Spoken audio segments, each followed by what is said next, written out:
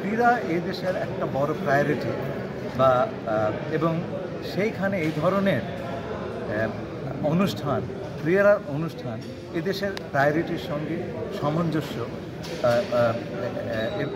তার একটা সামঞ্জস্য আছে এবং এইভাবে আমরা এদেশের যে ক্রীড়ার প্রতি অনুরাগ তার সঙ্গে আমাদের সংহতি প্রকাশ করতে পারি, তাতে অংশগ্রহণ করতে পারি এবং এদেশে একটা প্রভাব রাখতে পারি।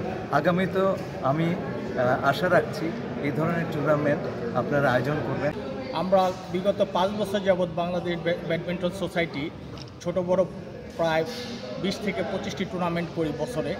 সবচেয়ে বড় টুর্নামেন্টই থাকে ডিসেম্বর মাসে, বিজয়ের মাসে। তো আজকে 50 বছর পূর্তি উপলক্ষে কাতার এবং বাংলাদেশের সাথে যে 50 বছরের সম্পর্ক, এই সম্পর্ককে আরও এগিয়ে নিয়ে যাবে, কারণ আমাদের ব্যাডমিন্টন সোসাইটি আজকে যেই টুর্নামেন্টটি করেছে এটা ইন্টারন্যাশনাল টুর্নামেন্ট ছিল। বাংলাদেশের যেটা আমাদের জাতীয় দিবস, গ্রেট ভিক্টোরি ডে এবং কাতারের ন্যাশনাল ডে, এই দুটো ইস্যুকে ধরে আমরা ডিসেম্বরের মাঝামাঝি সময়ে সাধারণত এই আয়োজনটা করে থাকি।